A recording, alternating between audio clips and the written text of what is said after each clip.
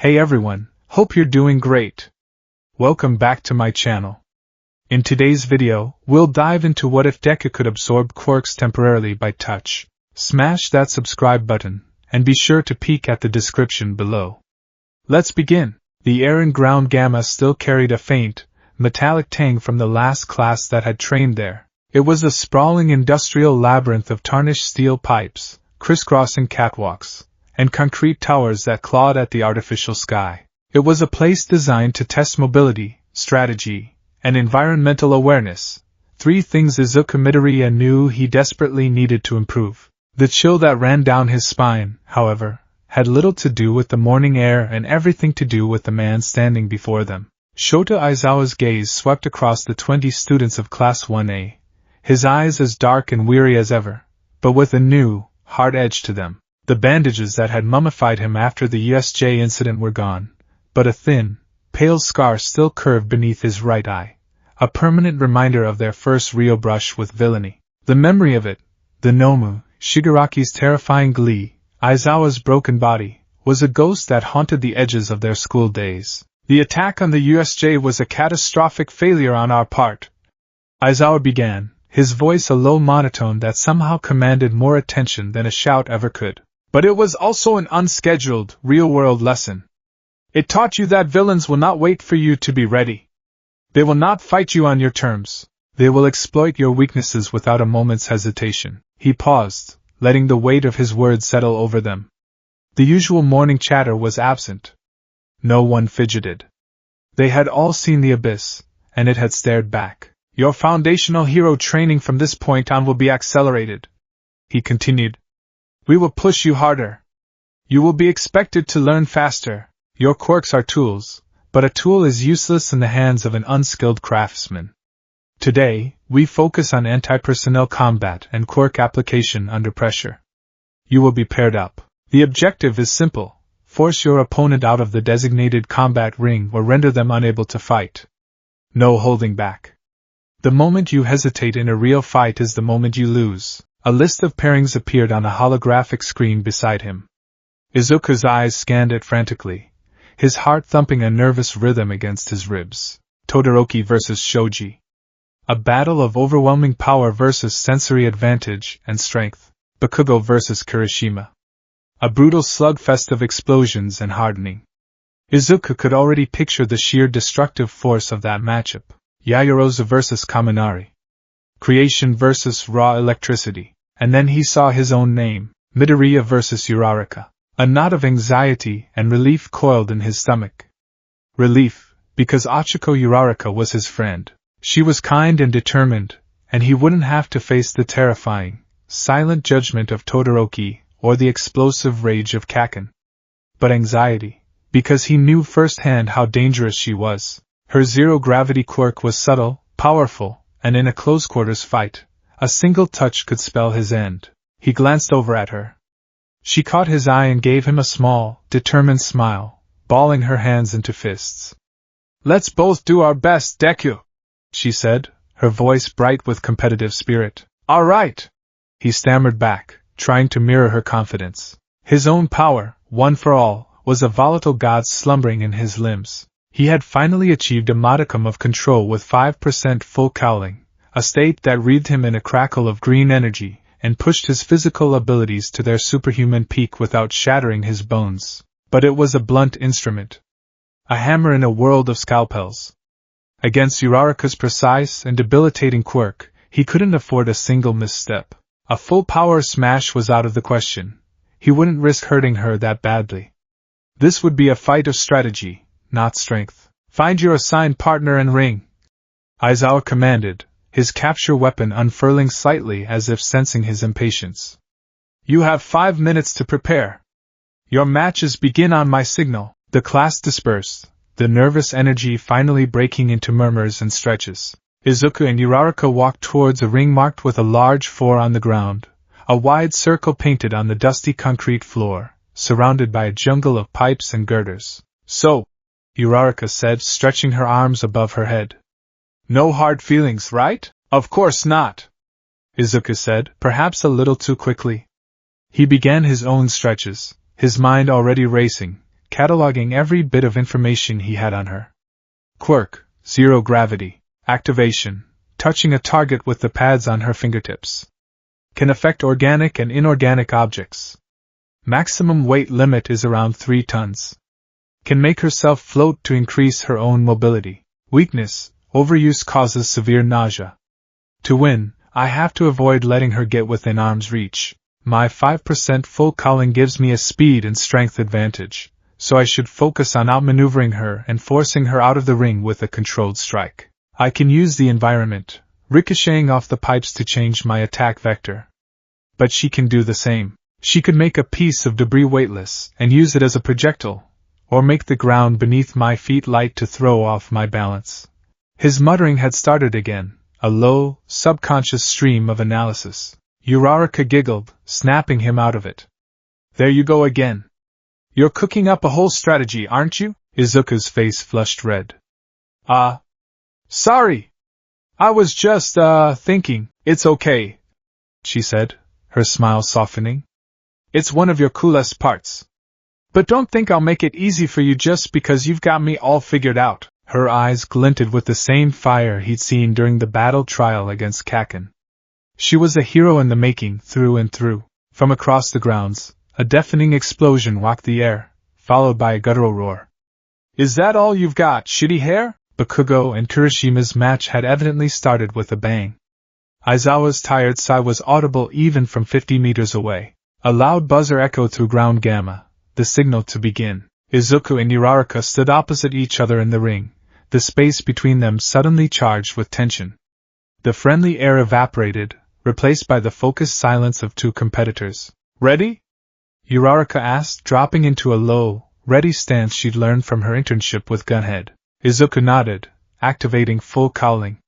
Green lightning arced across his body, and the world sharpened. His senses heightened, and he could feel the hum of One for All, a gentle thrum of immense power held carefully in check.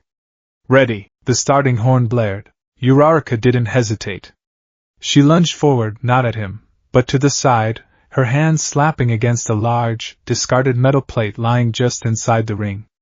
In an instant, the plate's immense weight vanished. With a powerful kick, she sent it spinning towards him like a giant, deadly frisbee. Izuku reacted on instinct.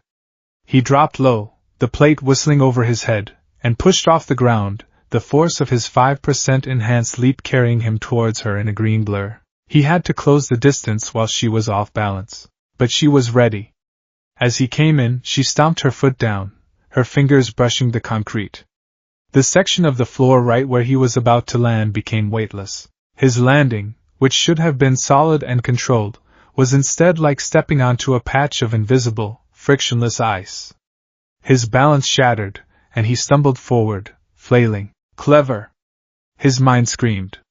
She's using the environment to negate my speed advantage. She used his momentum against him, lunging forward, her hand outstretched, fingers splayed and glowing with a faint pink energy. Her target was the center of his chest. Izuku twisted his body in midair, a desperate, acrobatic maneuver that would have been impossible without full cowling. He pushed off a nearby vertical pipe, changing his direction and landing safely on solid ground a few meters away.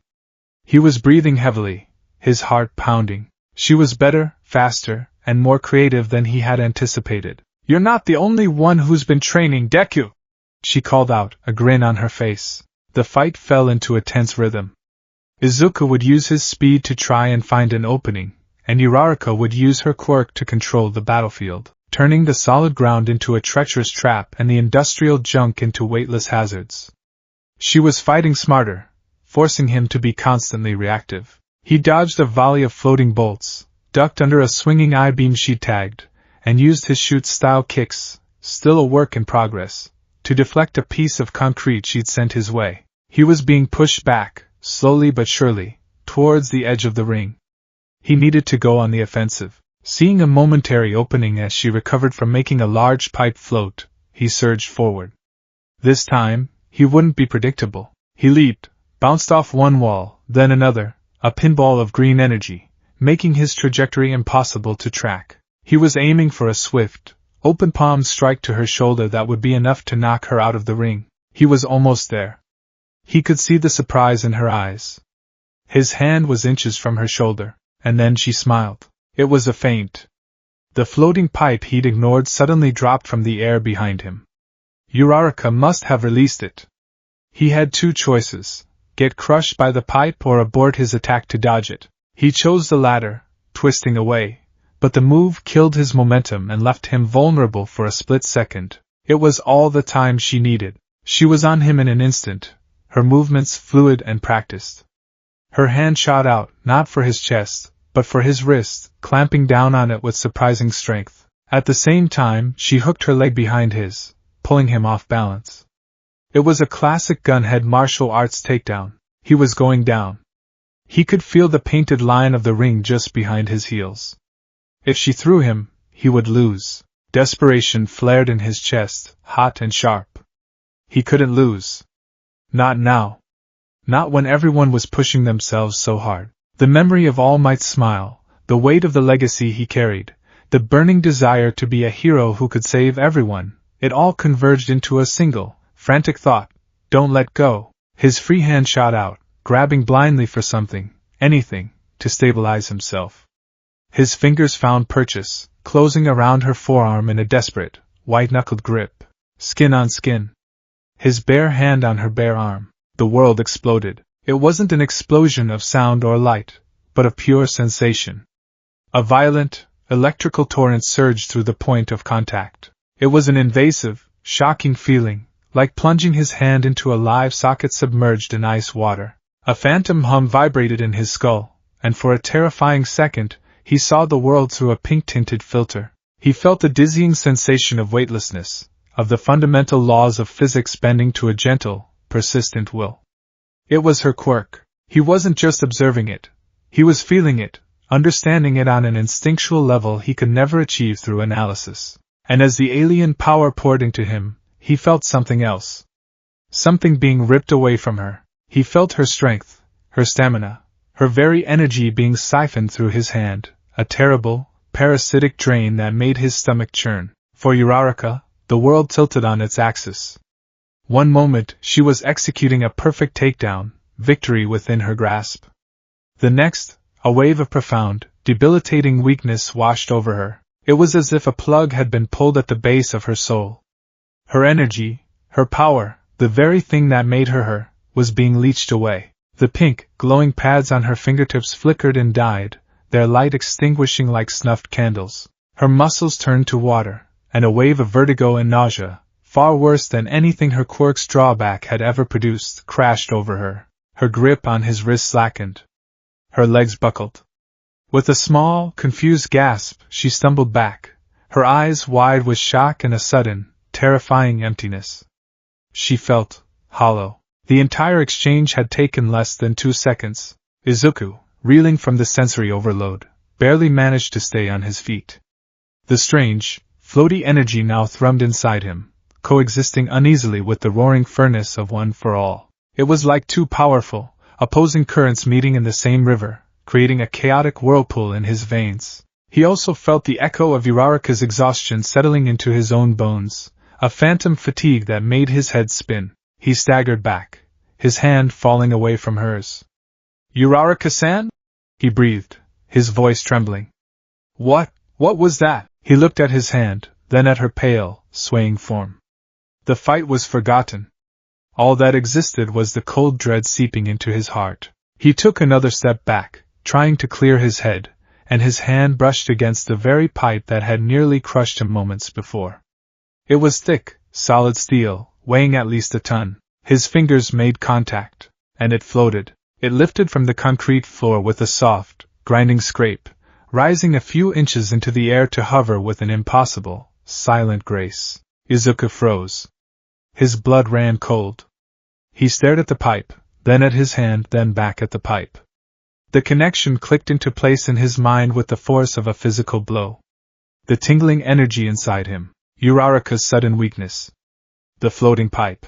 Oh no. The pink pads on his fingertips were glowing. No, no, no, no, no. His gaze snapped to Uraraka. She was leaning against the girder for support, looking at him with an expression of dawning horror and confusion.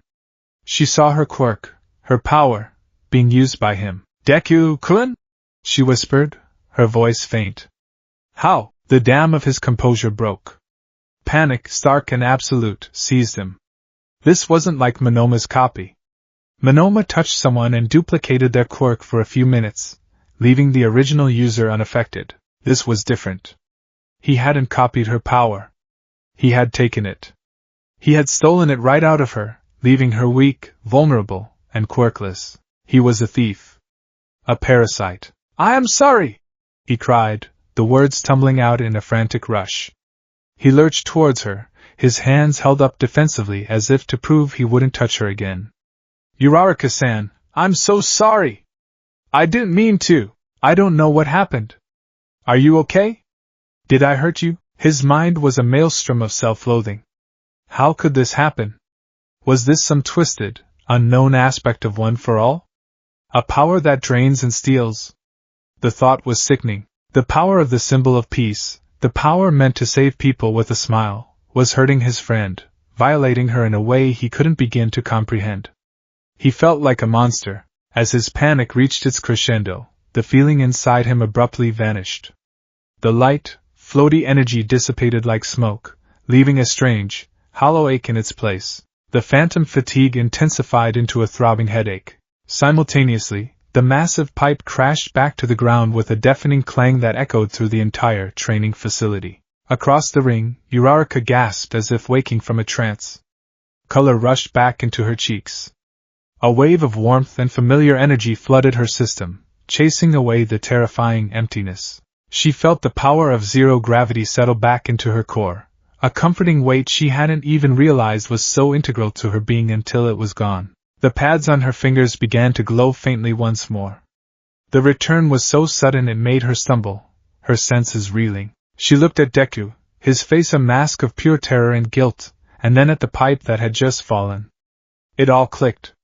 For a few minutes her quirk had been his. And now it was back. The resounding crash had drawn the attention of everyone nearby. Several matches paused as students and teachers turned to see what had caused the commotion. From the central observation deck, a skeletal figure in a baggy yellow suit leaned forward, his already wide eyes stretched even wider. Tashinori Yagi had seen the whole thing. He had seen the flicker in their energy signatures on the monitor, had seen Uraraka weaken, had seen Midoriya inexplicably use her quirk. The implications sent a tremor of deep unease through his frail body. One for All was a quirk that stockpiled and transferred power. It was not supposed to interact with other quirks, let alone absorb them. What was this? What had he passed on to his successor? Down on the field, Kaken glanced over, his brow furrowed in irritation. What's the damn nerd crying about now? He snarled at Kirishima, who merely shrugged, his hardened skin shimmering. Todoroki, ever watchful, simply stared at the scene, his heterochromatic eyes analytical and cold. He had seen Midoriya stumble. He had seen Uraraka falter, and he had seen the pipe float without her touching it. Another mystery to add to the enigma that was Izuku Midoriya. Before anyone else could react, a figure landed silently between Izuku and Uraraka. Shota Aizawa's eyes glowed a menacing red, his hair floating around his head as he activated his erasure quirk. His gaze was fixed on Izuku, sharp and piercing, searching for any sign of an ongoing threat. His capture weapon writhed around his shoulders like agitated serpents. What happened?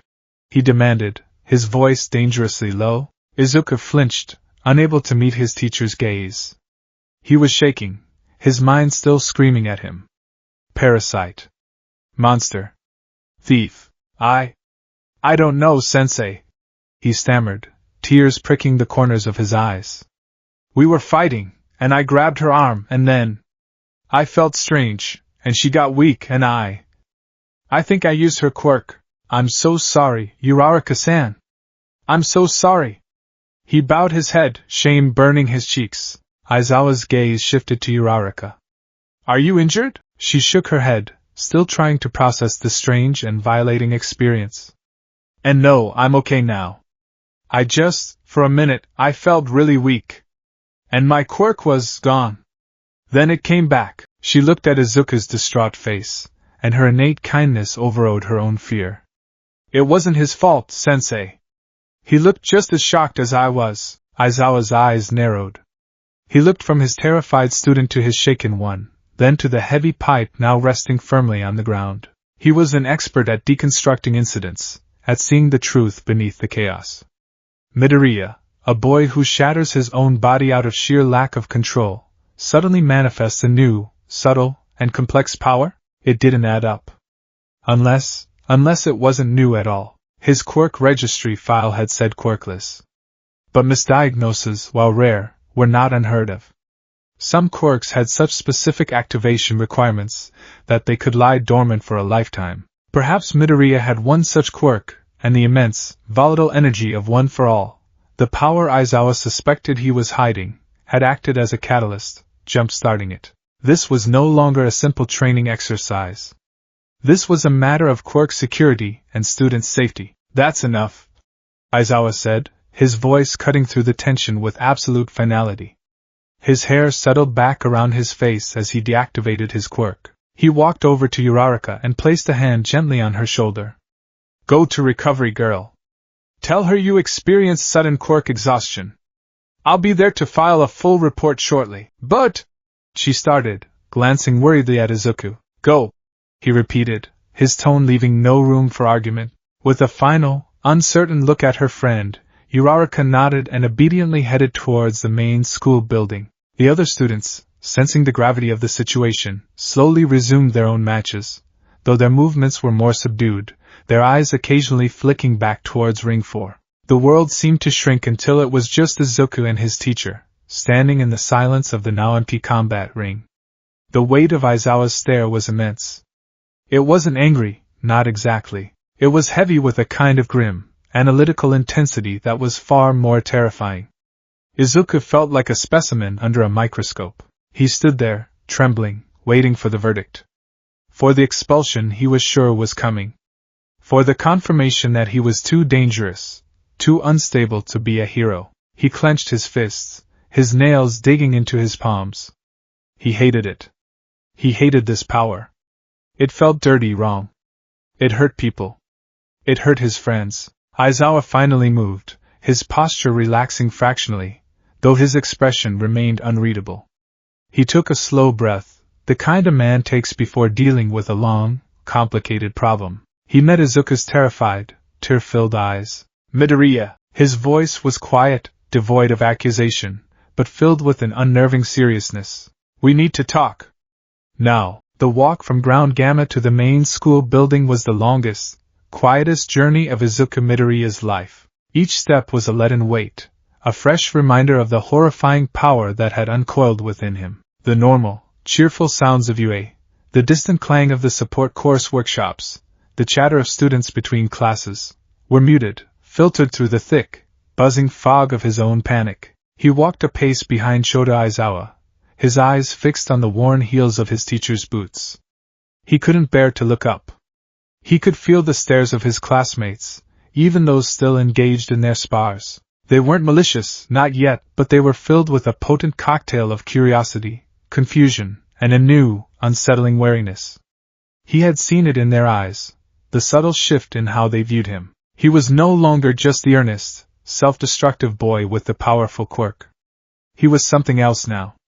Something unknown and, therefore, something to be feared. He felt like a contaminated specimen being escorted to a quarantine zone. Aizawa's presence was a silent, imposing barrier. His teacher hadn't spoken a single word since his curt dismissal of Uraraka, but his silence was louder than any reprimand. It was the silence of assessment, of calculation. Izuku's mind, a machine built for analysis, was turned inward, replaying the moment of contact over and over again in a torturous loop. The grip of my hand on her arm. The surge of alien energy. The feeling of her strength draining away, like water from a cracked vessel. The horrifying glow on my own fingertips. I stole it. It wasn't copying. Monoma copies. He's a mimic. I'm a thief. A parasite. The word echoed in the chambers of his skull, ugly and venomous. Parasite. He thought of Uraraka's face, the shock, the weakness, the betrayal. He had done that to his friend, his first real friend at this school. In his desperation to win a simple training exercise, he had violated her in a fundamental way, peeling back the layer of her identity that was her quirk and taking it for himself. The guilt was a physical thing, a cold, heavy stone in the pit of his stomach. Was this one for all? Had All Might given him a cursed power? No, that couldn't be right. All Might was the symbol of peace, a beacon of hope. His power was meant to save, to protect. It couldn't be this monstrous, leeching thing. So what was it? Was it him? Was there something broken inside Izuku Midoriya that had twisted the heroic legacy of One for All into this grotesque form? They passed through the main doors, the harsh training ground sunlight giving way to the cool, sterile lighting of the school corridors. Aizawa led him down a hallway Izuku had never been down before, one reserved for faculty and administrative matters. The walls were a bland, institutional beige, lined with unmarked doors. It felt like the bowels of the school, a place where problems were dealt with away from the student body's prying eyes. Aizawa stopped at one such door and pushed it open, gesturing for Izuku to enter. The room was a small, windowless consultation chamber. It contained a simple metal table, 3 chairs, and a large monitor on one wall, currently dark. The air was still and smelled faintly of antiseptic cleaner. It was a room designed for interrogations, not friendly chats. And sitting in one of the chairs, looking impossibly small and frail, was the skeletal form of Toshinori Yagi. The sight of All Might, his mentor, looking at him with an expression of profound gravity, made the stone in Izuku's stomach plummet. This was it. This was worse than a simple faculty reprimand. The Keeper of One for All was here. His secret, and whatever new horror had attached itself to it, was about to be laid bare. All Might, Izuku whispered, his voice cracking. Aizawa closed the door behind them, the soft click sealing them in. Sit down, Midoriya, he said, his tone leaving no room for negotiation. Izuku numbly pulled out the remaining chair and sat, his hands clasped so tightly in his lap that his knuckles were white. He kept his head bowed, unable to meet the eyes of the 2 men who had placed their faith in him. An agonizing silence stretched for what felt like an eternity. It was All Might who finally broke it, his voice a low, raspy sigh. Young Midoriya, he began, his tone gentle but strained. Look at me. Slowly, hesitantly Izuku raised his head. All Might's face was etched with concern, his deep-set eyes searching Izuku's. There was no anger there, only a deep, weary seriousness. Tell us exactly what happened, All Might said. From the beginning. Don't leave anything out. Especially what you felt. Aizawa leaned against the wall, his arms crossed, his gaze fixed on Izuku. He was a silent, intimidating observer, letting All Might lead but missing nothing. Taking a shaky breath, Izuku began to recount the spar.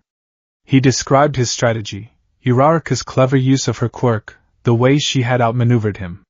His voice was unsteady, laced with shame. When he got to the final moments, the desperate grapple, his words slowed, each one a painful admission of his failure. She was going to throw me out of the ring, he murmured, his gaze dropping back to the table. I panicked. I didn't want to lose. I just grabbed her arm to hold on, and then... He swallowed hard, the memory visceral and raw. It was a shock. Not like electricity, but like a current of information. I felt her quirk. I understood it. The feeling of making things weightless, the balance, the control. It was all just there, in my head. But it felt wrong. It felt like I was an intruder. He looked up, his eyes pleading. And I could feel her getting weaker. I felt her energy, her stamina, draining into me. It was horrible. It was like I was drinking from her. When it was over, my fingers, they had the same pads as hers. They were glowing. I touched that pipe and it just floated. I stole her quirk, All Might. I took it from her. Tears he'd been fighting back finally escaped, tracing hot paths down his cheeks. I'm a monster. A hero doesn't do that. A hero doesn't hurt his friends. All Might listened patiently, his expression unreadable. When Izuku finished, a sob catching in his throat, the hero exchanged a long, silent look with Aizawa. It was a conversation without words, a quick transfer of theories and concerns between 2 seasoned professionals. Aizawa pushed himself off the wall. Your quirk is registered as quirkless, he stated flatly. The medical diagnosis you submitted upon enrollment was thorough. 4th generation quirkless. There was no ambiguity. Izuku flinched at the word. I never had a quirk until All Might. He clamped his mouth shut, his eyes widening in horror at his near slip. Aizawa's gaze didn't waver. Until you received one for all, he finished, his tone matter-of-fact. Don't worry, Midoriya. I've known about your situation for some time. A power like that doesn't just appear out of nowhere, and All Might isn't subtle. But that's a conversation for another day. Right now, this new development takes precedence. Izuku stared, dumbfounded. Aizawa-sensei knew? All Might held up a placating hand. My theory, Aizawa-kun, is that the doctors were wrong. Or, more accurately, the diagnosis was incomplete. It's possible young Midoriya has had a latent quirk all along, one with an incredibly specific activation requirement that he never met. Skin-to-skin contact with another active quirk user. Aizawa mused, his analytical mind already piecing it together. It's rare, but plausible. A dormant factor that needed a key to unlock it. Precisely. All Might affirmed, turning back to Izuku. And one for all is more than just a key. It is a raging inferno of stockpiled energy. When I passed it to you, it flooded your system. It's possible that immense influx of power acted as an ignition, forcefully awakening the dormant quirk that was already a part of your DNA. It was never a part of one for all itself. It's your quirk, young Midoriya. Your own, original power. Izuku stared at his hands, a maelstrom of emotion swirling within him. His own quirk? After a lifetime of being told he was nothing, that he was less than everyone else, to hear that he'd had a power hidden inside him all along, it should have been joyous. It should have been a moment of vindication. But it wasn't. It was horrifying. I don't want it, he whispered, the words raw with rejection. If this is my quirk, I don't want it. It hurts people. It takes from them. It's a villain's power. A power is a tool, Midoriya. Nothing more. Aizawa interjected, his voice sharp. A knife can be used by a surgeon to save a life, or by a murderer to take one. The morality is in the intent of the wielder, not the object itself. Crying about it won't change what it is. Understanding it will. His pragmatism was a splash of cold water, shocking Izuku out of his spiral of self-pity. We need to establish the rules, Aizawa continued, his focus absolute. We need to know its limits, its duration, its drawbacks. We can't have you accidentally disabling your classmates. Or worse, a civilian in a rescue situation, because you were ignorant of your own abilities. We're going to run controlled tests.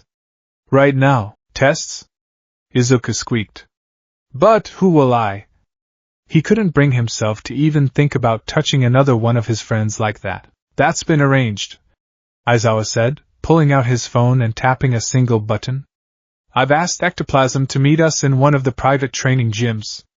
His clones are the perfect test subjects. They're sentient, they possess his quirk, but they aren't human. If things go wrong, they dissipate. No lasting harm done.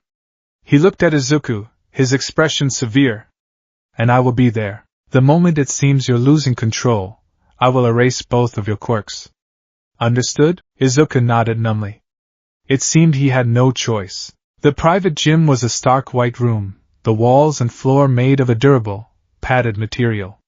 It was soundproof and isolated, a laboratory for dangerous quirks. Ectoplasm was already waiting for them, his signature trench coat and toothy grin giving him a slightly theatrical air. Aizawa! All Might! Got your call. A sudden quirk manifestation? How excitingly problematic! He boomed, his voice echoing slightly in the sterile space. He opened his mouth and a stream of thick, silvery ectoplasm poured out, coalescing on the floor into a perfect, sentient copy of himself. My clone is at your disposal. Treat him roughly. The clone straightened its tie and gave a crisp nod. Ready for the experiment. Izuku's hands were sweating. He felt sick. All Might placed a reassuring hand on his shoulder. Courage, my boy. Knowledge is the first step to control. Aizawa stood off to the side, his eyes already glowing a faint red beneath his bangs, ready to intervene at a moment's notice. Alright, Midoriya. We'll start with the baseline. We need to confirm the activation and test the duration. I'll time it. A simple, 1-second touch. Just your hand on the clone's arm. Do it now. Izuku's heart hammered against his ribs. He looked at the ectoplasm clone, who stood perfectly still, offering its arm. It felt like an execution. Taking a deep, shuddering breath, he stepped forward. His hand was trembling. He reached out and for a single, deliberate second, pressed his bare palm against the clone's ectoplasmic skin. The surge was immediate, but different this time. It wasn't the warm, buoyant energy of Uraraka's quirk. This was cold, viscous, and complex, a feeling of division and multiplication. He felt the phantom sensation of his body turning to goo, of splitting himself into pieces. It was deeply unsettling. He pulled his hand back as if burned. At the same time, the ectoplasm clone shuddered. Its form lost a degree of its sharp definition, the edges blurring slightly. It tried to speak, but only a wet, gurgling sound emerged. It was weakened, its connection to the main body seemingly throttled. 1 second of contact, Aizawa announced, clicking a stopwatch. The transfer is complete. Now, try to use it, Midoriya. Izuku stared at his hand. The feeling of the cloning quirk was now a part of him, an alien operating system running in the background of his mind. He instinctively knew how it worked. He focused, took a deep breath, and coughed. A small, messy glob of grayish-green ectoplasm splattered onto the floor. It writhed for a moment before slowly, clumsily, pulling itself into a miniature, malformed version of Izuku. It was barely waist-high, its features smudged and indistinct, and it wobbled on unsteady legs like a newborn foal. It looked at him with his own eyes, filled with a confused panic, before letting out a pathetic squeak. Fascinating, All Might murmured. He has the quirk, but not the skill. That will take practice. Izuku stared at his grotesque mini-clone, a fresh wave of revulsion washing over him. This was wrong. This was a perversion. How long did you touch her, Midoriya? Aizawa asked, his eyes still on the stopwatch. Uraraka-san? I don't know. Maybe 2 seconds? It was fast. The effect on her seemed to last for several minutes, Aizawa noted. Let's see. The timer is at 4 minutes and 58 seconds 59, and, at the exact 5-minute mark, 2 things happened simultaneously. The strange, viscous energy inside Izuku vanished, leaving him with a splitting headache, and his malformed clone dissolved into a puddle of inert slime on the floor with a sad little squelch. Across the room, the ectoplasm clone gasped, its form snapping back into sharp focus. System restored, it declared, its voice clear again. Felt like a bad connection to the server. Most unpleasant. Aizawa clicked his stopwatch. 5 minutes. Exactly. A 1-second touch provides 5 minutes of use. He scribbled a note on a small pad. The ratio seems to be 1 to 300. Let's confirm. Midoriya, this time, a 3-second touch. They ran the test again. Izuku held his hand on the clone's arm for 3 agonizing seconds. The feeling of the drain was more intense, and the resulting headache was worse. This time, when he tried to use the quirk, the clone he produced was more stable, almost fully formed, though it still looked like a distorted caricature of himself. Aizawa timed it.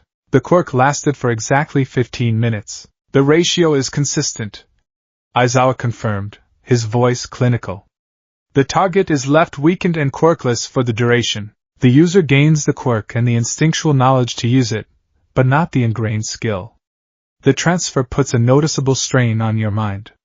How do you feel, Midoriya? Like I have a migraine and my brain is full of static.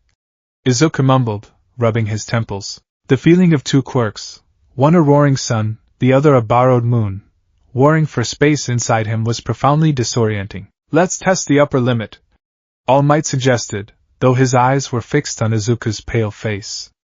We need to know how far this can be pushed. We'll cap it at 6 seconds for now, Aizawa decided. Any more might be too much for him to handle in his current state. For the 3rd time, Izuku stepped forward.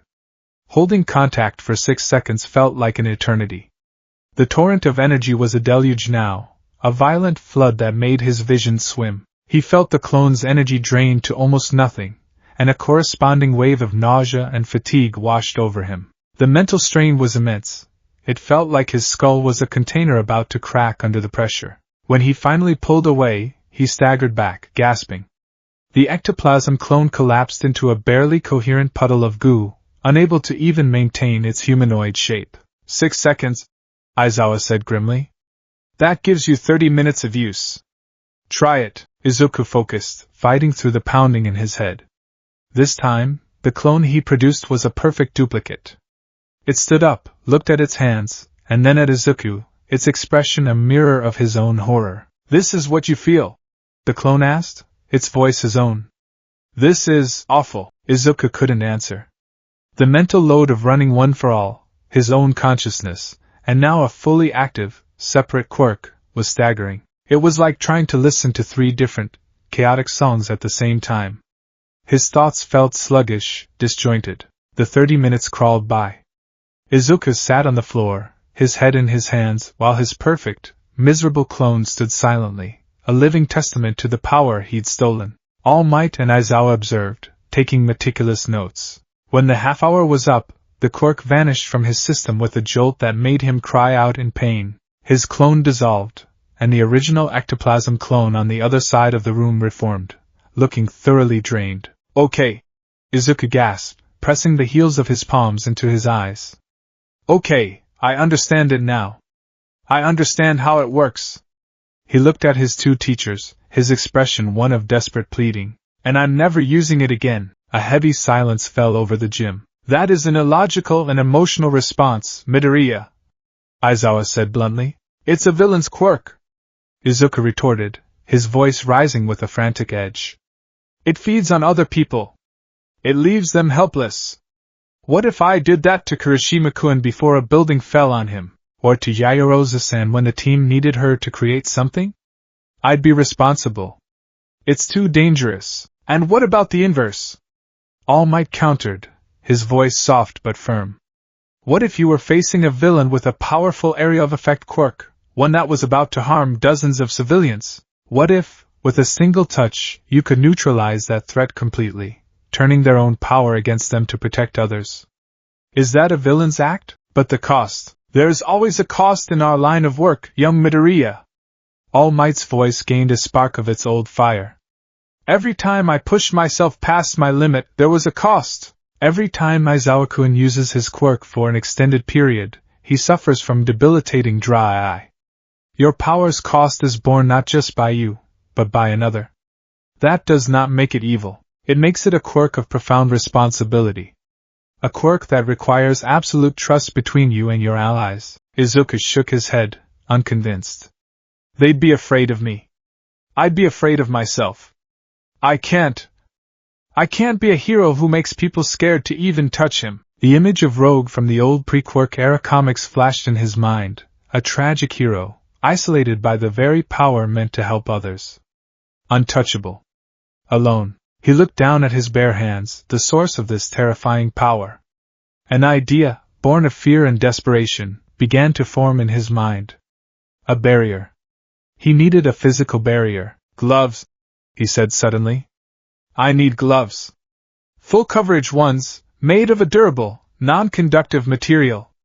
If I can't make accidental skin-to-skin contact, I can't accidentally activate it. I can keep it contained. Aizawa considered this for a moment, his gaze unblinking. A practical, if temporary, solution. It will prevent accidents, but it's a crutch. You can't hide from your own quirk forever. I don't want to hide from it, Izuku said, his voice hardening with resolve. I want to cage it. It's too dangerous to be left loose. All Might sighed, a deep, rattling sound. He saw the fear in his successor's eyes, the self-loathing that was poisoning the boy's heroic spirit. He knew he couldn't force him to accept this new reality. Izuku would have to find his own way. Very well, young Midoriya, he said softly. We will make a request to the support department. They can have a pair of custom gloves ready for you by tomorrow morning. For now, this secret stays between the 4 of us, including ectoplasm. We will decide how and when to inform the rest of the staff and your classmates later. Your official story is that you experienced a severe, one-time surge from One for All that caused a temporary feedback loop with Uraraka's quirk.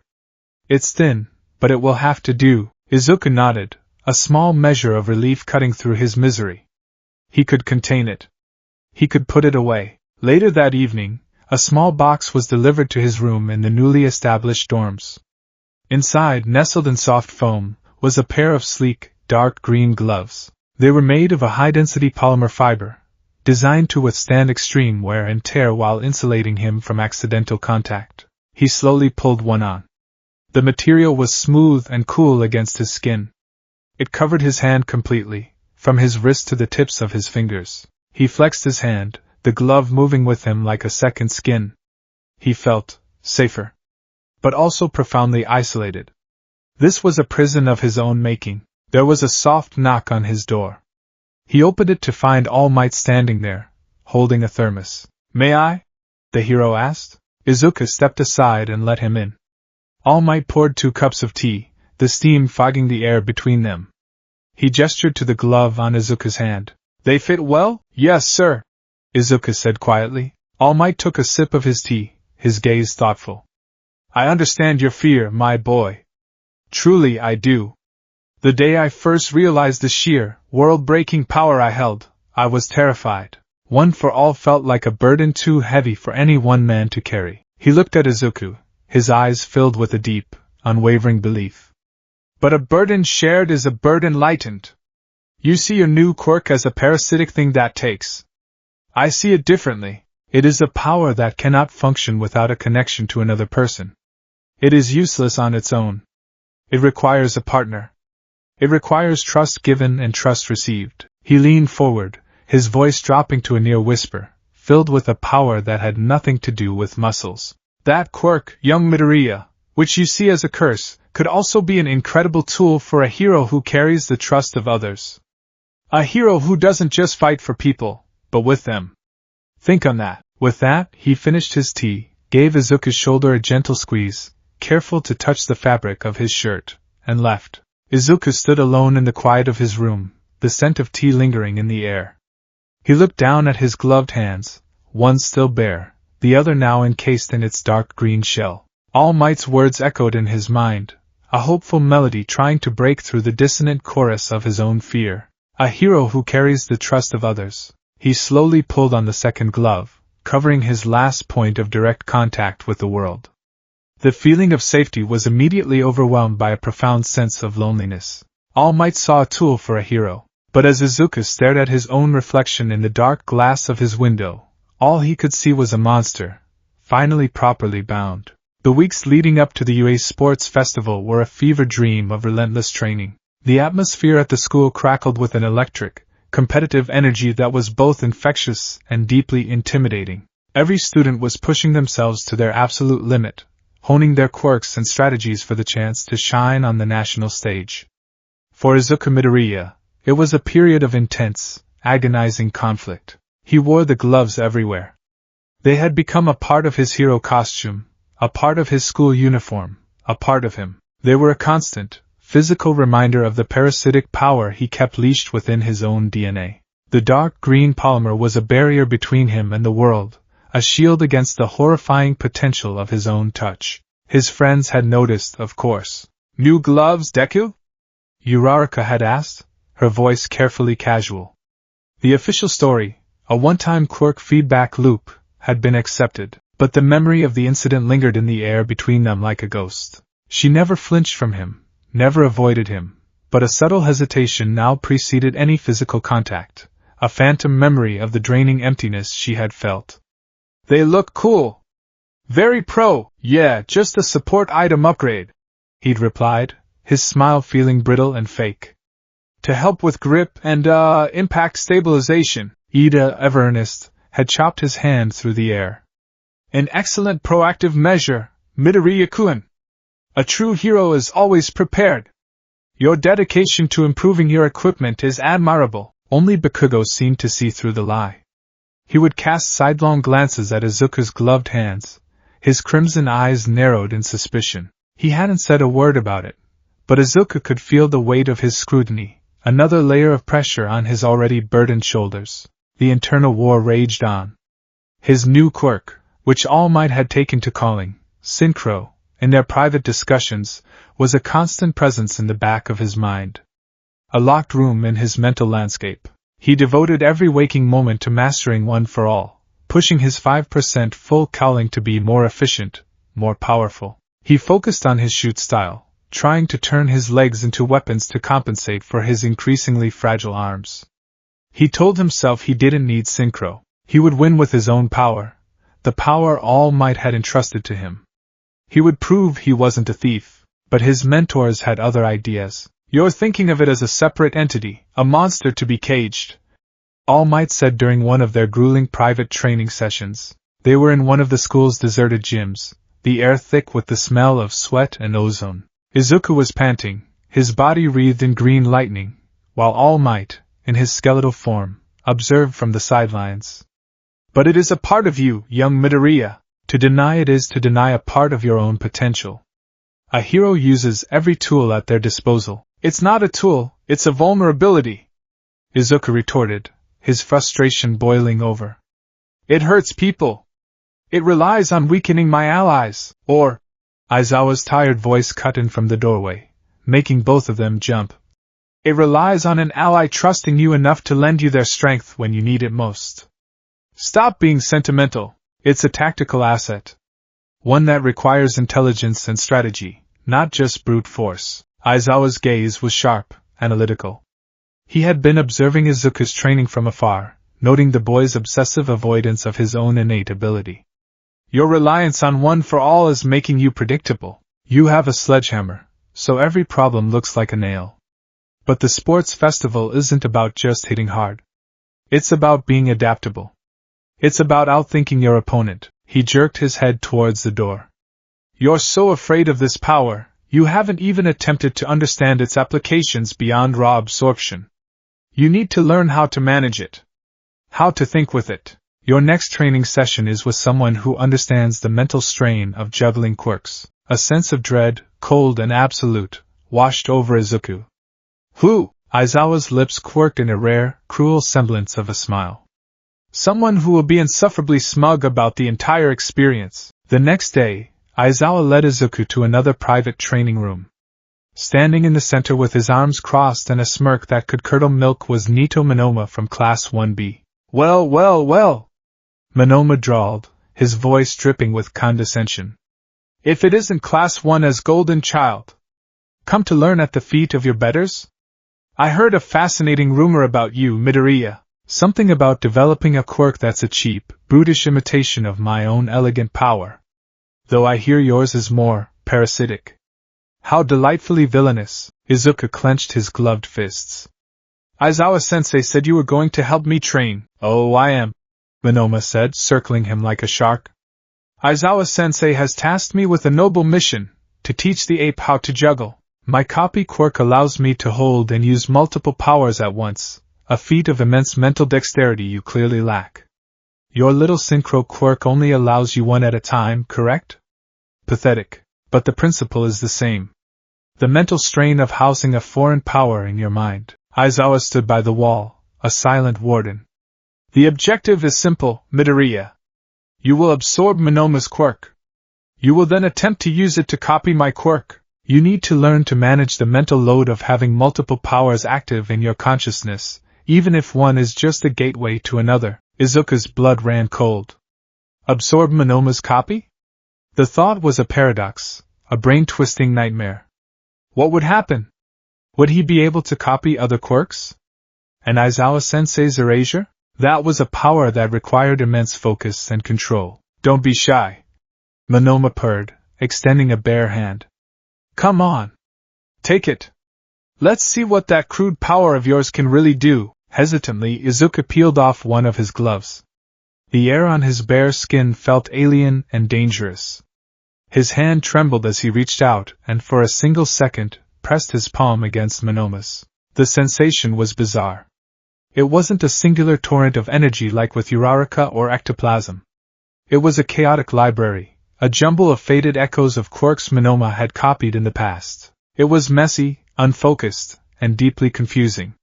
The core of the quirk itself felt like an empty, receptive vessel, a blank slate waiting to be written upon. He pulled his hand back, the foreign power settling into his mind like an unwelcome guest. He felt empty and receptive. "All right," Aizawa said, his voice impassive. "Now copy me." Izuku turned to his teacher. He focused, trying to use the new, borrowed instinct. He reached out with his mind, trying to replicate what he saw, to imprint Aizawa's power onto the blank slate he now held. He made eye contact, and his brain screamed. It was like trying to download the entire internet through a dial-up modem. The complexity of Aizawa's erasure quirk, the line-of-sight requirement, the energy drain, the specific way it targeted and nullified quirk factors, was a tidal wave of information that crashed against his consciousness. The mental strain was 10 times worse than with ectoplasm's quirk. His head throbbed, his vision swam with black spots, and the roaring furnace of One for All felt like it was fighting against this new intrusion. "Focus, Midoriya!" Aizawa's voice cut through the haze. "Don't let it overwhelm you. Isolate the power. Compartmentalize." Izuku gritted his teeth, sweat pouring down his face. He tried to build mental walls, to put One for All in one box, Synchro in another, and the newly copied erasure in a third. He focused his gaze on Monoma, trying to activate the quirk. For a fleeting second, he felt it work. Monoma, who had been smirking, suddenly blinked, his expression turning to one of shock as he felt the link to his own quirk sever. He's actually doing it!" Monoma exclaimed, his smugness replaced by genuine surprise. But the effort was too much. The mental walls crumbled. The 3 powers clashed in his head, and a spike of pure agony shot through his skull. He cried out and staggered back, his vision going white. The connection broke. Monoma felt his quirk return with a jolt. Izuku collapsed to his knees, panting, his head feeling like it was about to split open. The 5-minute duration of the absorption felt like a lifetime sentence. Monoma stared at him, his usual theatrics gone, replaced by a strange, thoughtful expression. "The feedback, it's immense," he murmured, more to himself than to anyone else. "To handle that on top of his own strength-enhancing quirk, the mental load is impressive." For the first time, a flicker of genuine respect showed in his eyes. It vanished as quickly as it appeared, replaced by his usual haughty smirk, but Izuku had seen it. The session was brutal. They ran the drill again and again. Izuku never managed to hold erasure for more than a few seconds, but with each attempt, he got better at managing the strain. He learned to differentiate the feel of the different powers within him, to create mental pathways to access them without letting them bleed into each other. It was the most exhausting mental exercise he had ever endured, but by the end of it, something had shifted. He still hated Synchro. But he was no longer terrified of it. He was beginning to understand it. The day of the sports festival arrived. The roar of the crowd was a physical force, a wave of sound that washed over the stadium. Izuku stood with his classmates in the waiting tunnel, his heart a frantic drum against his ribs. He had made it through the obstacle course by a hair's breadth, using his wits and a calculated minefield explosion to claim first place. But that was just the preliminary. The main event, the cavalry battle, was next. He was the 10 million point target. A pariah. No one wanted to team up with him. He was the biggest target on the field, a guaranteed magnet for every other team's aggression. He stood alone, a pit of despair opening in his stomach, until a hand touched his shoulder. "Let's team up, Deku!" It was Uraraka, her eyes shining with unwavering loyalty. Soon after, Tokoyami Fumikage joined them, his ever-present shadow beast, Dark Shadow, nodding in agreement. And then, a surprise addition, Mei Hatsum from the support course, her eyes gleaming with manic glee at the chance to showcase her babies. Their team was an odd mix, a powerhouse target, a gravity manipulator, a living shadow, and a gadgeteer. Izuku, as the rider, felt the crushing weight of their collective hopes on his shoulders. The battle was chaos. Just as he predicted, they were swarmed from all sides. They dodged explosions from Bakugo's team, waves of ice from Todoroki's, and the relentless attacks of a dozen other desperate students. Dark Shadow proved to be a phenomenal defender, and Hatsum's gadgets gave them unexpected mobility, but they were on the defensive, constantly reacting, unable to make any moves of their own. Then, Todoroki cornered them. He moved with a chilling, predatory grace. His team, Ida, Yayorozu, and Kaminari, was a perfectly balanced unit. Ida's speed, Yayorozu's utility, Kaminari's area denial. They were a pro-hero team in the making. Todoroki raised his right hand, and the temperature in the air plummeted. A massive wall of ice erupted from the ground, surging towards them, intending to box them in completely. It was too big to dodge, too fast to outrun. Dark Shadow could block part of it, but not all. They were trapped. Panic flared in Izuku's chest. He looked at the encroaching wall of ice, at the determined, cold look in Todoroki's eyes. A sledgehammer wasn't going to work here. Brute force would get them nowhere. He needed a different tool. His gaze fell to his gloved hands. All Might's words echoed in his ears. A hero who carries the trust of others. He looked down at Uraraka, who was serving as his front mount, her expression grim with determination. He saw the trust in her eyes, the same trust she'd shown when she offered to team up with him, when no one else would. He had to take the risk. He had to trust her. Uraraka-san! He yelled over the roar of the crowd and the cracking of the ice. His voice was sharp, urgent. Trust me! He didn't wait for an answer. He ripped off his right glove with his teeth and spat it out. In the same fluid motion, he reached down and pressed his bare hand firmly onto her shoulder. The surge was familiar, a jolt of warm, buoyant energy flooding his system. He felt her flinch beneath his touch, a soft gasp escaping her lips as the draining weakness took hold. He ignored the pang of guilt. There was no time. The ice wall was just meters away, a glacial tsunami about to crash over them. Now! He roared, and with the borrowed power of zero gravity, he touched Tokoyami, then Hatsum, and finally himself. For a split second, the four of them became utterly weightless. Uraraka, weakened but understanding the plan, slumped against Tokoyami for support. Hatsum's hover boots, now untethered by gravity, fired at full power. Instead of being crushed, their entire team shot upwards, floating over the crest of the massive ice wall like a cork on a wave. They soared through the air for a breathtaking moment, suspended between the ice and the sky, looking down at the shocked faces of Todoroki's team. The crowd erupted. What's this? President Mike screamed into his microphone. Team Midoriya is flying! An unbelievable aerial maneuver! The effect of zero gravity was already beginning to fade from Tokoyami and Hatsum. As they began to descend on the other side of the ice wall, Izuku focused the remaining power on himself and Uraraka, feathering their landing so they touched down softly. Just as Hatsum's grappling hooks found purchase to steady them, he looked at his hand. The pink pads on his fingertips were already fading. The borrowed time was almost up. As the last dregs of the quirk vanished from his system, a wave of nausea and a pounding headache, the price of using synchro, crashed over him. Simultaneously, Uraraka groaned, her strength returning with a disorienting lurch. Whoa! She breathed, shaking her head to clear it. She looked up at him, her eyes wide not with fear, but with awe. Deku, that was incredible. He had done it.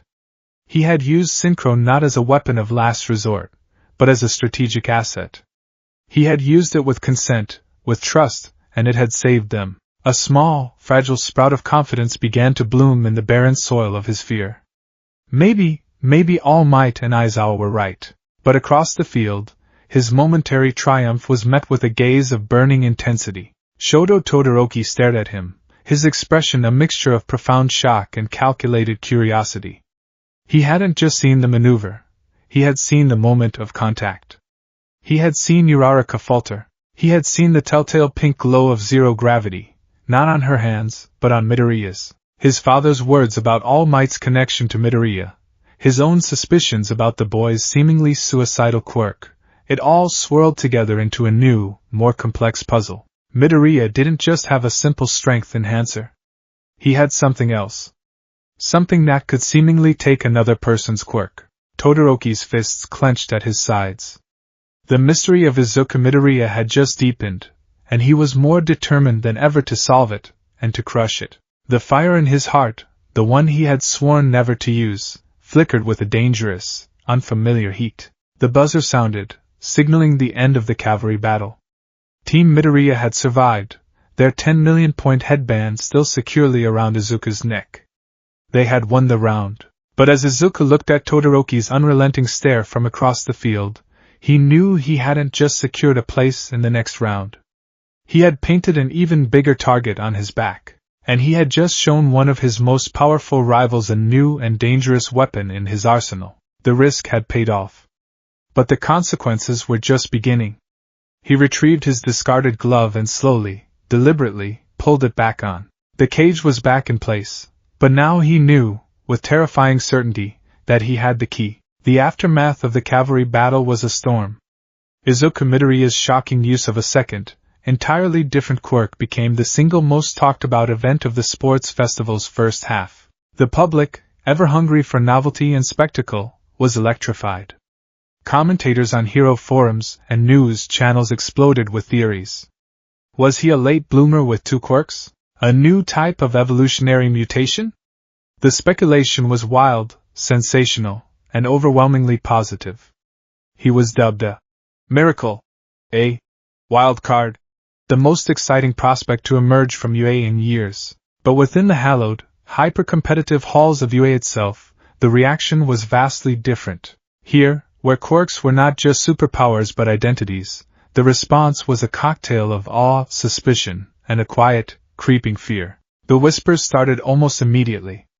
They followed him down the hallways as Class 1A made their way to the designated waiting room for the final tournament bracket announcement. They were quiet, just on the edge of hearing, but they were as sharp as needles. Did you see that? He just took her quirk, like Monoma, but she got weak. It looked like it hurt. First that insane strength, now this?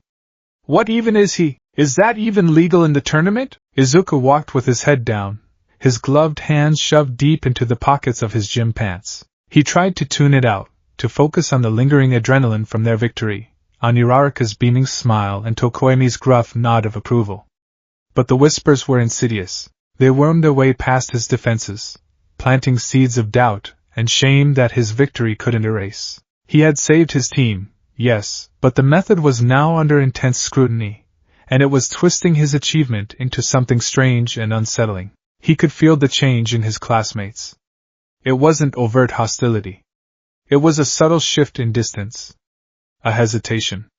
When Kaminari slapped Zero on the back in congratulations, his hand lingered. When Mina Ashido playfully bumped Kirishima's shoulder, it was casual and easy. But when anyone passed Izuku, there was a new, subconscious awareness of proximity, a slight widening of their path to avoid accidental contact.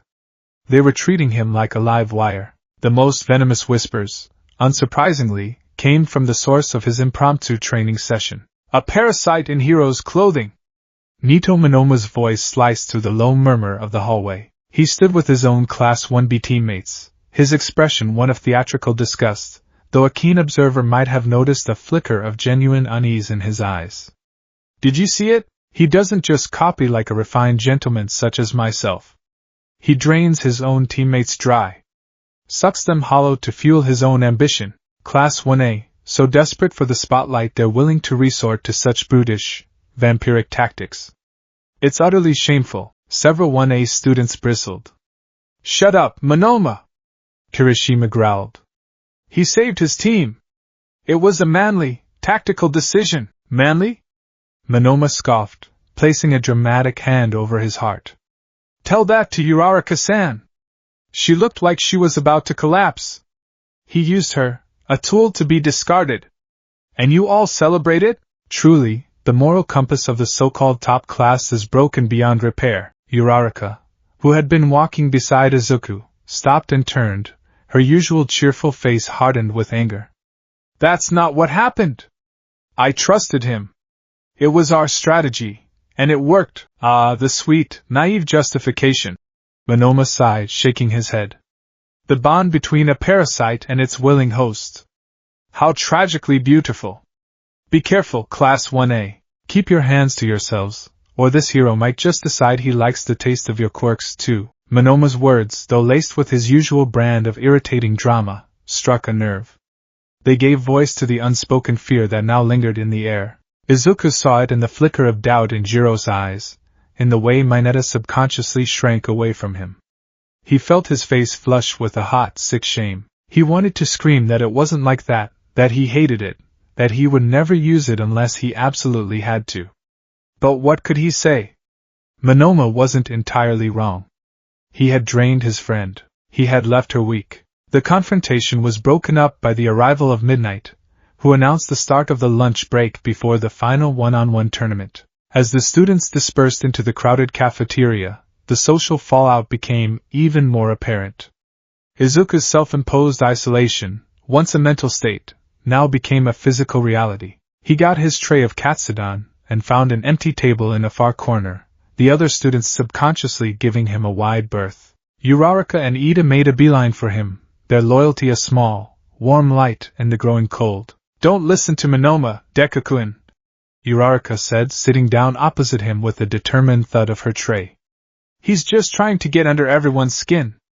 "What you did was amazing." "Indeed," Ida added, taking his seat with precise movements. "It was an unorthodox but brilliant tactical decision. You demonstrated adaptability under extreme pressure, a key trait for any pro hero." Izuku offered them a weak, grateful smile. "Thanks, guys. I don't like what people are saying." "Let them talk," Uraraka insisted. "We know the truth. I trusted you, and you came through for us. That's all that matters." But even their support couldn't completely quiet the storm in his head. He picked at his food, his appetite gone. His gaze drifted across the cafeteria and landed on Bakugo. Kaken was sitting with Kirishima and Kaminari, but he wasn't participating in their loud, boisterous conversation. He was staring directly at Izuku, his expression a thunderous mask of pure, unadulterated rage. It was a different kind of anger than Izuku was used to. It wasn't just the frustration of being beaten or the annoyance of Izuku's very existence. This was deeper, more personal. It was contempt. To Bakugo, quirks were an extension of the self, the ultimate measure of an individual's worth and power.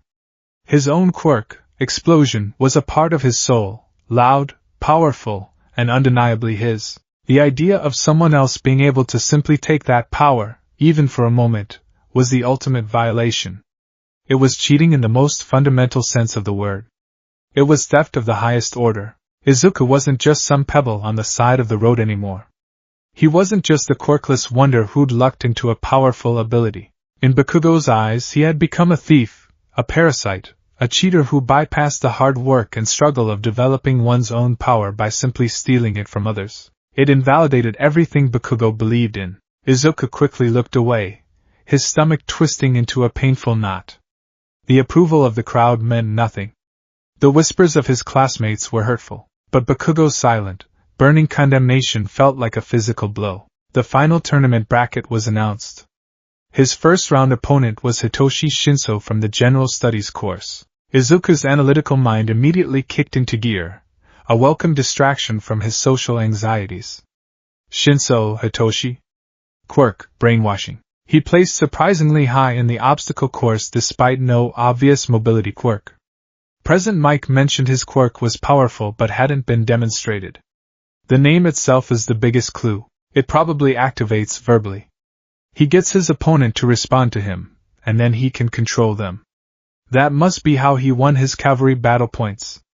The key to winning is simple: don't talk to him. Complete silence. It was a solid plan, but one fraught with peril. What if Shinso said something so provocative that he responded on instinct? A taunt about his mother, about All Might, about his new, controversial ability? He knew his own weaknesses. He was emotional, reactive. One slip of the tongue and the match would be over before it even began. He needed an insurance policy. He found Mashireo Ojiro in the waiting room, nervously stretching. Ojiro had been on Shinso's team during the cavalry battle but had withdrawn from the final tournament, claiming he had no memory of the event and that it would be against his pride to advance without earning it. It was a decision Izuku respected immensely. "Ojiro-kun," Izuku said, his voice quiet. Ojiro turned, his large, powerful tail twitching slightly. "Midoriya. Congratulations on making it this far." "Thanks. You too. I mean, I heard you withdrew." That was a really noble thing to do," Izuku said, meaning it sincerely. Ojiro gave a small, wry smile. My pride wouldn't let me do anything else. Be careful with Shinso. I don't know what his quirk is exactly, but it's not a straightforward fight. I know, Izuku said, taking a deep breath. This was it. Another calculated risk. That's why I came to you. I need to ask you for a huge favor. Ojiro looked at him, puzzled. A favor? I need to borrow your quirk, Izuku said, the words feeling heavy and strange on his tongue. He saw Ojiro's eyes widen slightly, the immediate, reflexive flicker of caution he was starting to get used to. He quickly elaborated, his voice low and urgent. My plan is to not speak to him at all, but I'm worried he'll trick me into responding. Your tail, it's a part of your body. It has its own motor functions. My theory is that even if my mind and body are under his control, your tail might still respond to my subconscious will, or even just its own residual nerve signals. It could be enough to shock my body and break me out of his control before he can make me step out of bounds. It's a long shot, but it's the only backup plan I have. He held up his gloved hands. It will only last for 5 minutes. You'll feel weak and I know it's a lot to ask. But I need an edge. Ojiro stared at him, then at his own tail, then back at Izuku. He had seen the floaty takedown in the cavalry battle. He'd heard Monoma's taunts, but looking at Midoriya's earnest, desperate face, he didn't see a parasite. He saw a fellow fighter trying to find a way to win. He thought of his own frustration, of the blank spot in his memory where the battle should be. He didn't want Shinso to do that to anyone else. Okay, Ojiro said, his voice firm with decision. He extended his hand. He played me for a fool. Don't let him do the same to you. Win this, Midoriya. A wave of immense gratitude washed over Izuku. Thank you, Ojiro-kun. I won't let you down. He slipped off his glove and, for a second, their hands clasped. A good luck handshake that was so much more.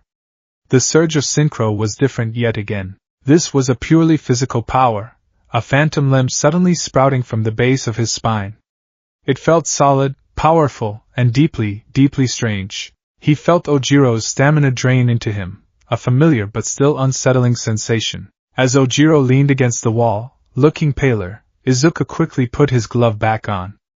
A thick, powerful tail, identical to Ojiro's, had materialized, swishing restlessly behind him.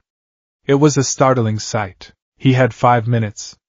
The match had to start now. He walked out into the arena, the roar of the crowd washing over him. The new appendage felt both alien and instinctual. He could feel the floor with it, could sense the air currents it disturbed. Across the concrete stage, Shinso stood waiting, a tired, cynical smirk on his face. So you're my opponent, Shinso said as Izuku stepped into the ring, his voice deceptively casual. The golden boy of 1A. You must feel pretty blessed, huh? Born with a perfect hero's quirk, and another one too, I hear. Some of us have to fight tooth and nail just to get noticed. Izuku's jaw tightened. He kept his mouth shut, his expression a stony mask. Oh, what's this? Giving me the silent treatment? Shinso taunted, his smirk widening. Smart. Someone must have given you a little warning. But it doesn't matter. You heroes in training, you're all the same, so full of yourselves.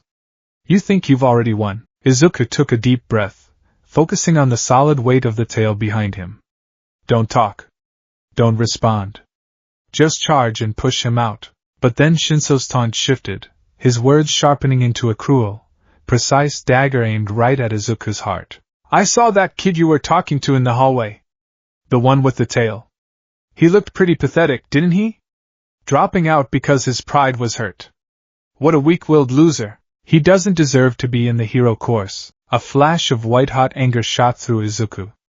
Ojiro had trusted him, had lent him his strength, his very identity, and this guy, who had manipulated him and stolen his chance, was now mocking his noble decision. It was unforgivable. What did you just say? The words were out of his mouth before he could stop them. They were righteous, they were defensive, and they were the biggest mistake he could have possibly made. The moment the sound left his lips, a fog descended over his mind. It was instantaneous and absolute. The roaring crowd, the bright lights, the face of his opponent, it all faded into a muted, distant blur. His consciousness was still there, trapped inside his own head, screaming, but his body was no longer his own. He was a puppet, and he could feel the strings being pulled. No! Not like this! His mind shrieked. There we go! Shinso's voice echoed from the void, calm and victorious. Now be a good little hero, and turn around and walk out of the ring. Izuku's body obeyed. His legs began to move, stiff and robotic, turning him away from Shinso and towards the boundary line. Each step was an agony. He fought against the control, trying to seize his muscles, to stop his feet, but it was like trying to push against a concrete wall.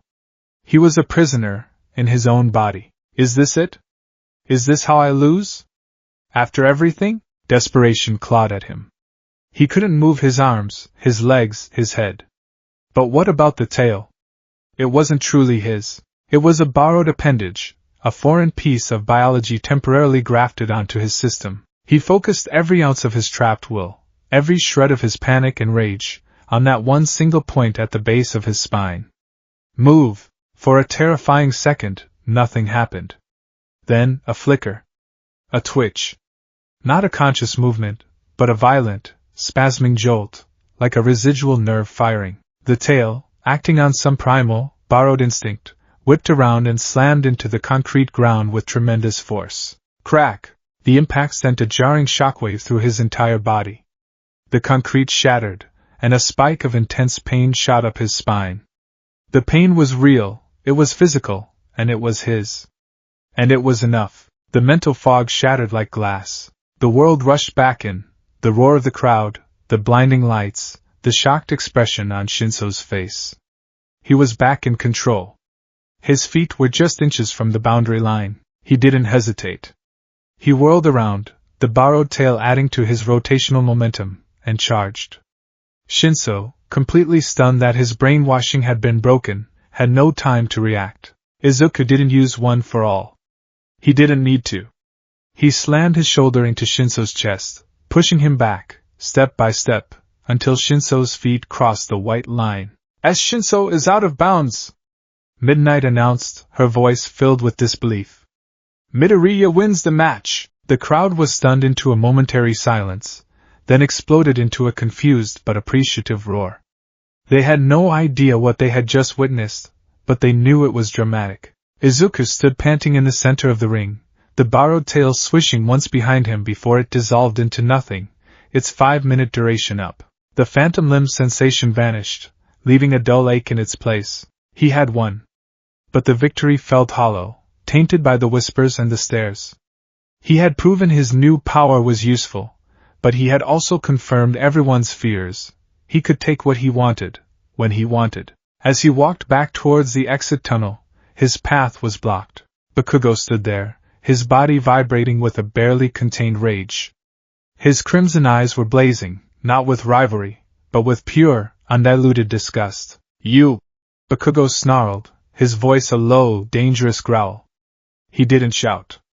The quiet fury was somehow more terrifying. He stalked forward, closing the distance between them until he was right in Izuku's face. The smell of nitroglycerin, Bakugo's signature scent of anger, was sharp in the air. First Uraraka's floaty bullshit. Now Ojiro's tail. He hissed, his words like chips of ice. You think you're so clever, don't you? You think you're so special, walking around with your stolen powers. He grabbed the front of Izuku's gym shirt, his knuckles white. The fabric strained. You're not a hero, Deku. You're not even a fighter. You're a goddamn magpie, picking up shiny things that don't belong to you. You're a cheater. A leech. He shoved Izuku back against the concrete wall of the tunnel. The impact jarred his teeth. You're not just a cheater. Bakugo spat, his face inches from Izuku's, his eyes burning with a righteous fire. You're a parasite, Deku! The word, the same one Monoma had used, the same one that had been haunting his own thoughts, hit Izuku with the force of a physical blow. Coming from Kaken, it was infinitely worse. It was a final, damning judgment. Don't you ever! Bakugo growled, his voice dropping to a deadly whisper. Think about touching me. With a final, violent shove, he released him. He turned and stalked away without another word, leaving Izuku slumped against the wall, his heart pounding, his body trembling. The confrontation had been brief, tucked away in the shadows of the tunnel, but it had been devastatingly public in its impact on Izuku. He had won the match, but he had lost something far more important. Any lingering hope that he could earn Bakugo's respect, that they could one day stand as true equals, felt like it had just been incinerated. He looked down at his gloved hands. They were supposed to be a cage, a way to contain the monster, but as he stood there, alone in the hallway, surrounded by the echoes of whispers and the heat of Bakugo's rage, he realized the gloves didn't just cage his power, they marked him. They branded him. And they isolated him completely. The humid night air of Hosa City was thick with the scent of rain-slicked asphalt, hot metal, and something else, something acrid and primal. Smoke. It coiled in the narrow alleyways, painting hazy halos around the garish neon signs that flickered against the oppressive, low-hanging clouds. The distant wail of sirens was a constant, mournful chorus, a soundtrack to a city under siege. This wasn't a training exercise. This wasn't the controlled chaos of the sports festival. This was real. Izuku Midoriya, clad in his Gamma Hero costume, the green jumpsuit now a darker, more serious shade, his movements augmented by the iron soles of his boots, felt a cold dread that had nothing to do with the night's chill. He was supposed to be on patrol with the pro-hero Gran Torino, a terrifyingly fast and demanding mentor who was currently engaged with a gnome several blocks away. Izuku had been ordered to stay put, but a desperate, location-tagged message from Tenya Ida had overridden every order, every protocol, every shred of self-preservation. Hosu. Alley near Ekami Street. I found him, and now, here he was. The scene that greeted him at the end of the narrow alley was a tableau from a nightmare. The pro-hero native was slumped against a grimy brick wall, bleeding from a dozen wounds. Tenya Ida, his silver ingenium armor scarred and dented, lay paralyzed on the ground, his eyes wide with a mixture of terror and impotent rage. And standing over them, silhouetted against the lurid glow of a ramen shop sign, was the hero killer, Stain. He was exactly as the gruesome news reports had described him. Tall, impossibly lean, and wrapped in a tattered red scarf that seemed to drink the shadows. His body was a lattice of leather straps and holstered blades, his face obscured by a mask that left only his wild, fanatical eyes visible. But the most terrifying thing about him was his tongue, a long, grotesque, serpentine thing that flicked out to lick a fresh smear of blood from the edge of his katana. Another fake. Stain hissed, his voice a dry, rasping sound like grinding stone. His mad eyes settled on Izuku. And a child at that. This society has grown decadent, sending children to do the work of heroes. Leave. This has nothing to do with you. Izuku's heart hammered against his ribs, a frantic bird trapped in a cage of bone. Every instinct screamed at him to run, to call for backup, to wait for a Rio Pro. But he couldn't, not with Ida and Native bleeding on the ground. I can't do that, Izuku said, his voice trembling but firm as he dropped into a fighting stance. Green lightning crackled to life around him, one for all at 5% thrumming through his veins. Because I'm a hero. The lie felt hollow on his tongue, but he said it anyway. He was just an intern, a student far out of his depth. Stain's head tilted. A low, guttural laugh escaped his lips. A hero? You don't even have the eyes of one. You're just a child playing dress-up, mouthing words you don't understand. He moved. It wasn't a run or a leap, it was a blur, a glitch in reality. One moment he was 10 meters away, the next he was on top of Izuku, his katana scything through the air. Izuku reacted on pure instinct, the frantic energy of full cowling saving his life. He threw himself to the side, the blade missing his throat by a scant inch, slicing through the fabric of his bunny ear hood instead. He fired off a 5% Delaware smash, a flick of his fingers that sent a compressed air bullet rocketing towards the villain.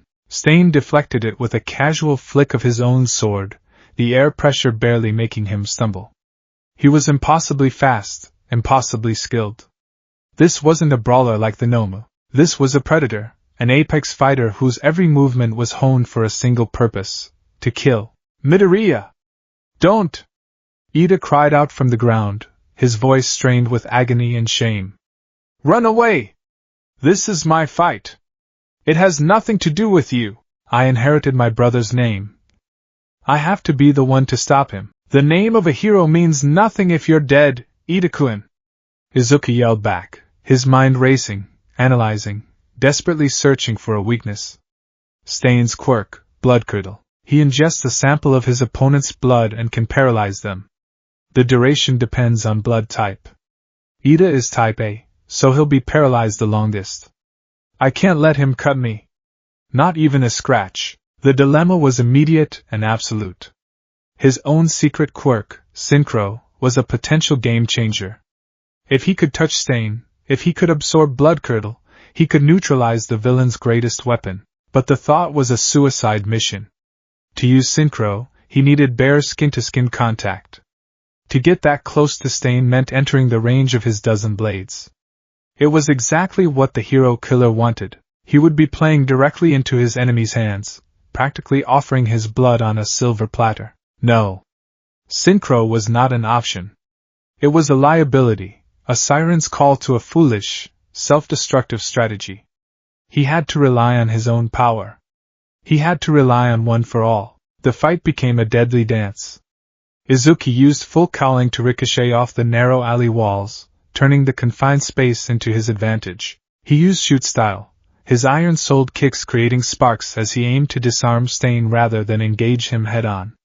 He was faster than a normal human, but Stain's reaction time was inhuman. He moved with a liquid grace, his blades a whirlwind of silver death, deflecting every blow, parrying every feint. Suddenly, a massive wall of fire erupted at the entrance of the alley, bathing the scene in a brilliant, searing orange light. It was followed by a wave of ice that shot down the alley floor, encasing Stain's feet in a thick layer of frost. One should always announce their arrival, but I suppose you're not the type to stand on ceremony. A calm, cold voice stated. Shoto Todoroki stood at the mouth of the alley, his left side radiating heat, his right frosting the air around him. He had seen the chaos, had seen the fire from Gran Torino's fight, and had followed the trail to this alley, his own message for help going out to his father, Endeavor. Todoroki-kun! Izuku cried out, a surge of desperate hope flooding him. Midoriya! You really do have a habit of getting into trouble, Todoroki said, his expression grim. I've called for backup from the pros. We just need to hold him off. Stain shattered the ice around his feet with a contemptuous stomp. More fakes, he sneered, his eyes burning with renewed fervor, landing on Todoroki. And this one has the eyes of the biggest fake of them all. The stench of Endeavor is all over you. The fight escalated. With Todoroki's long-range attacks, they were able to keep Stain at a distance. Todoroki would lay down sheets of ice to impede his movement, and Izuku would use the openings to launch quick, hit-and-run attacks. They were working together, an instinctive, unspoken synergy forming between them. Izuku's mobility and close-range pressure, Todoroki's area control and overwhelming power. But Stain was a master of his craft. He used the walls to his advantage, running along them to dodge ice and fire. He threw a smaller knife, forcing Izuku to dodge, and in that split second of distraction, he closed the distance on Todoroki. He was too fast. He dodged a gout of flame and his blade flicked out, slicing a shallow cut across Todoroki's cheek. Todoroki staggered back, his hand flying to his face, his eyes wide. Stain's grotesque tongue whipped out and licked the blood from the blade. Instantly, Todoroki froze, his body locked in place, the flames on his left side sputtering out. Damn it! He gritted out, his body refusing to obey him. Todoroki-kun! Now Izuku was alone again. Stain turned his full, terrifying attention back to him. The odds had been desperate before, now they were impossible. Your friend is a distraction, Stain rasped, stalking forward. He relies on his power, but he has no conviction. He is hollow. Like his father. He pointed his katana at Ida. And this one, he is the worst of them all. A fraud who cloaks his own selfish vengeance in the guise of his brother's legacy. He is unworthy of the name Ingenium. He must be purged. He raised his sword, ignoring Izuku completely, his intent clear. He was going to execute Ida. Rage, pure and absolute, eclipsed Izuku's fear. He didn't think. He just moved. He pushed full calling to its absolute limit, 7%. No, maybe 8%, a dangerous, untested level. The green lightning around him intensified, and the muscles in his legs screamed in protest. He shot forward like a cannonball, his only thought to get between Stain's blade and his friend. He was fast, but Stain was ready. The villain spun, his sword aimed not to kill Izuku, but to cripple him, to graze his arm and paralyze him alongside the others. But Izuku wasn't aiming for Stain. He was aiming for Ida. In the final, critical second, he didn't try to block or attack. He did the one thing Stain wouldn't expect. He shoved Ida's paralyzed body out of the way. It was a clumsy, desperate move. His bare hand, the glove's fingers having been torn away in the earlier scuffle, slammed against the exposed skin of Ida's neck where his helmet didn't cover. Skin. On. Skin. The world exploded in a jolt of raw, mechanical power. It wasn't a subtle surge like Uraraka's quirk, or a complex one like Monoma's. It was a raw, visceral feeling of internal combustion, of pistons and exhaust and pure, unadulterated speed. The sensation of Ida's engine quirk flooded his system. It was violent, powerful, and exhilarating, and with it came the sickening, parasitic feeling of Ida's own energy draining away, leaving his friend not just paralyzed, but utterly spent. There was no time to process it. Stain's blade was descending. Izuku's mind, now buzzing with the borrowed instincts of the engine quirk, saw the opening. He didn't have Ida's skill or the specialized tubes in his own legs, but the power was there, a raw fuel source waiting for an engine. He channeled the roaring furnace of one for all directly into the newly acquired engine quirk. It was like pouring rocket fuel into a car engine. The two powers collided in his legs, a synergistic explosion of energy that threatened to tear him apart. The calf vents on Ida's quirk weren't there, so the power had nowhere to go but out. His muscles screamed, tearing under the strain, but the result was instantaneous. He activated it.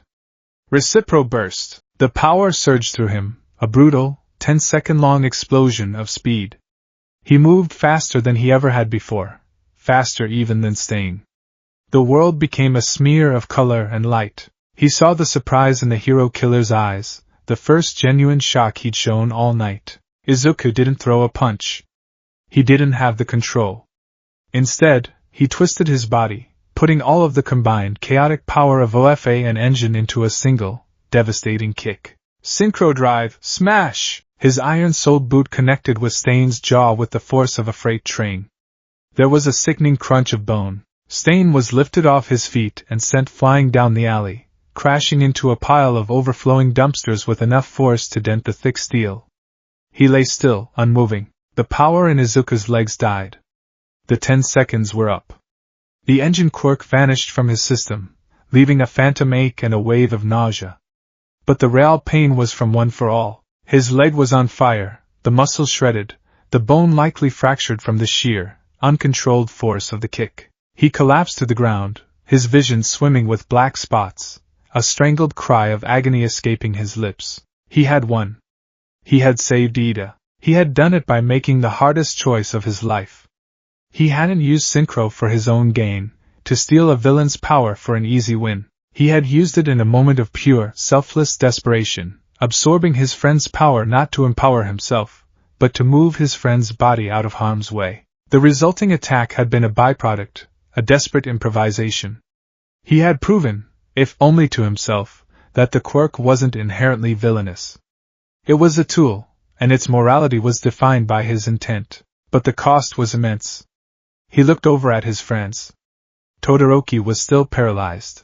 Ida, now free from Stain's quirk as the villain lost consciousness, was still weak, drained by Izuku's own power, his face a mask of shame and dawning realization. He had seen Izuku's hand touch him, had felt the last dregs of his energy being siphoned away, and had seen that same energy used to save his life. Midoriya, Ida whispered, his voice thick with a storm of conflicting emotions. You used my... Before he could finish, a new wave of pro-heroes arrived, their footsteps echoing down the alley. Endeavor was at the lead, his face a furious scowl, his body wreathed in flame. He took in the scene, the defeated hero killer, his own paralyzed son, the two injured UA students, and his eyes narrowed.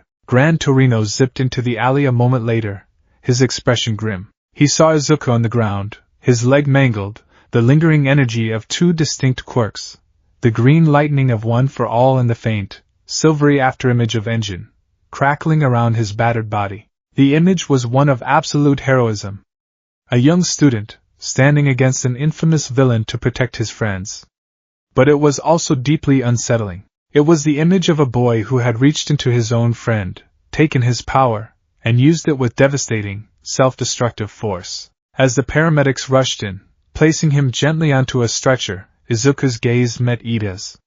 There was no condemnation there. No fear. Only a deep, profound, and humbling gratitude. And in that look, Izuku understood the true meaning of All Might's words. His power was not a curse. It was a burden of choice. A burden that required a level of trust he was only just beginning to comprehend. And tonight, in the blood and grime of a Hosu alley, he had finally proven himself worthy of carrying it. Later, as the chaos subsided, a new horror emerged. A winged gnome swooped down from the sky, its talons sinking into Izuku's shoulder as it tried to fly off with him. The pain was excruciating, but his mind was clear. Then, a flicker of movement. Stain, who had been stirring, was suddenly free. He had licked the blood of the winged gnome from Todoroki's cheek. He shot forward, a knife appearing in his hand as if from nowhere. He plunged it deep into the gnome's exposed brain, killing it instantly. The beast fell from the sky, releasing Izuku.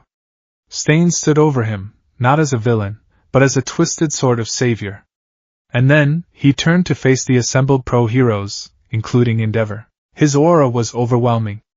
A palpable wave of bloodlust and sheer, indomitable will washed over everyone present.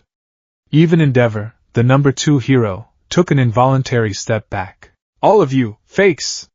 Stain roared, his voice resonating with terrifying conviction. "The only one who is worthy, the only one who is allowed to kill me, is a true hero. All Might!" He took a step forward, his killing intent so potent it seemed to freeze the very air. But it was his last act of defiance. One of his broken ribs, shattered by Izuku's kick, had punctured a lung. He collapsed, unconscious once more, but his words hung in the air, a chilling prophecy and a terrifying testament. The heroes stood in stunned silence, a group of the most powerful people on the planet momentarily paralyzed by the sheer force of one man's ideology. Only Izuku, lying on the ground, his body broken but his spirit resolute, saw the truth. Stain was wrong. There was another true hero there that night, one who had just begun to understand what that word really meant. He looked at his friends, Ida and Todoroki, now being tended to by the medics, and knew, with absolute certainty, that he had made the right choice.